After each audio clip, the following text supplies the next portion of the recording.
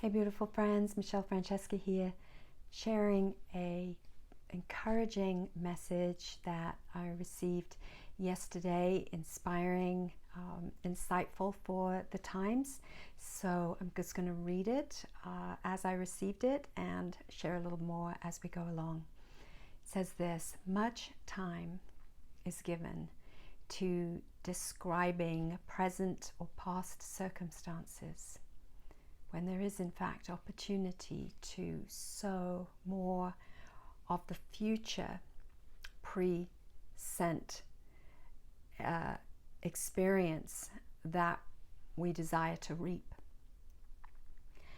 There's a snare to primarily regurgitating old stories of what was, as if no other communication were possible, because these loops and grooves and patterns, these narratives gain momentum that can hinder one's upward call toward things that eye has not yet seen and ear has not yet heard.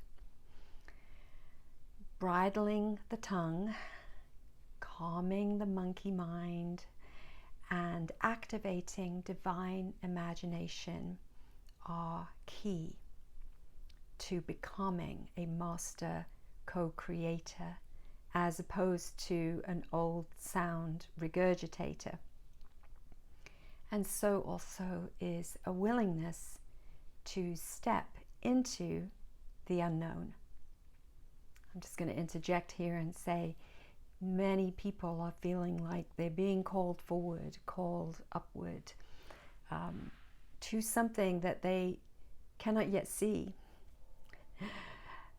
I think it's always been this way for forerunners, and if you're there, that's a good place to be. We're at that 0 point visibility. We're at that nothingness place, and we're letting go of the old stories so that we can really be the vessels of life force energy impulsing us forward to things that eye has not yet seen or ear heard or has arisen up in the heart of man, what God has prepared for us. We've seen it from afar. We know, we have that sense that we're stepping in the right direction towards something, but with our natural mind we cannot yet see it. So it's so important that we bridle our tongue, calm that monkey mind, cease to regurgitate old sounds, old narratives, old stories, and take a moment in a wilderness of sorts, in a zero place, so that we can rather listen and connect. And that's what I'm going to share next, that the leaders of the coming age, the precipice of which we are on, will be those who know how to ask questions, intuitively inspired questions. I'm going to say those who know how to receive questions that guide us to solutions for problems not yet solved.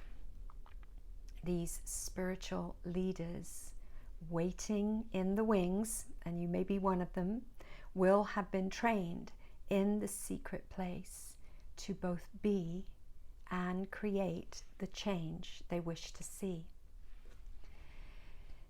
This has involved much challenging soul work, such as transmuting unresolved pain and trauma, integrating and balancing masculine, feminine, I'm going to say energies, qualities, surrendering ego-driven agendas. Work that many others have not been willing to do.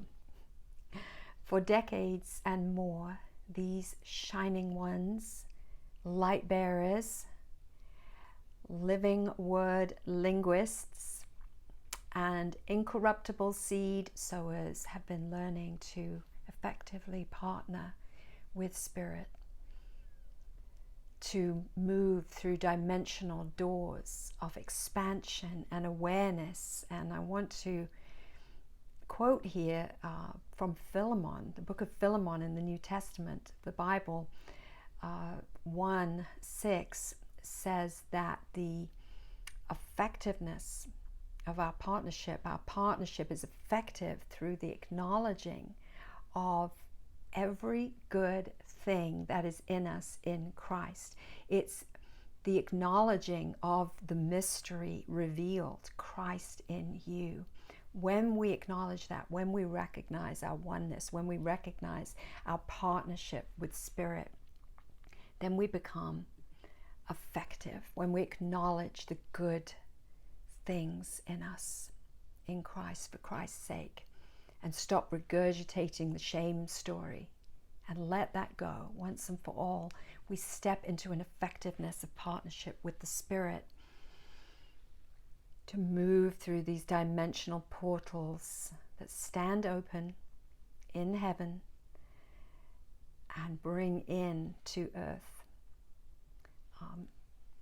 the life, the abundance that already is, as we believe that we have received it. It's a creative work that we're doing.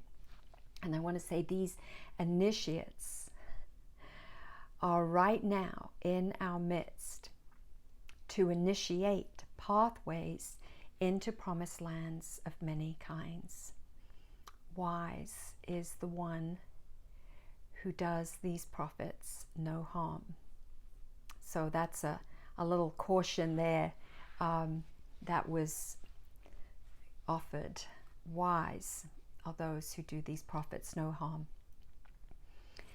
And I want to add also, as part of this message that I received, that there's much benefit in this season to knowing thyself, to being intimately acquainted with one's own ways, with one's personhood, to owning our authentic personhood and walking in clarity about the person that we now are. There's a clearing. We're coming out into the light. We're coming into an understanding of who we are, of our appointment, of our assignment, of the reason we came. And this is a time, I know it's like a cliche, we've heard this many times, but this is the time to release old stories and narratives that feel like needless baggage for our divine appointment now emerging. We're moving through that eye of the needle. We can't take anything with us except the treasures of the former age, excavating those treasures that for 2,000 years have been at our availability. Christ in you, the confidence of glory, of worth. And we're excavating those treasures, taking them with us through this eye of the needle, and having to leave the shame stories, the death tentacles, the worthy of death tentacles behind, so that we can really now initiate the divine appointment for which we are here. So through integrous alignment, integral alignment of intention, our output, word, thought, action, powerful life-giving currents can flow with ease, resulting in effortless manifestation of forms to support these new era assignments, projects, in community and individually. It's like clearing out the hose that's all junked up with the dirt, and we're letting that living water flow with ease. It's springing up with ease from within our inner man. And we may still be awakening fully to who we are, the fullness of who we are, the fullness of God in us, and not fully clear on that yet, but we're awakening, we're kind of rubbing our eyes, remembering, but we're certainly getting clearer about who we are not, and we're intentionally detaching now from that which is no longer part of our preferred, our optimum energy field. And it is going to be helpful. The last part of this message is that it's going to be helpful. It is helpful to experience ourselves, our spirit selves, as often as possible in a very unencumbered way. So time in meditation connected to breath.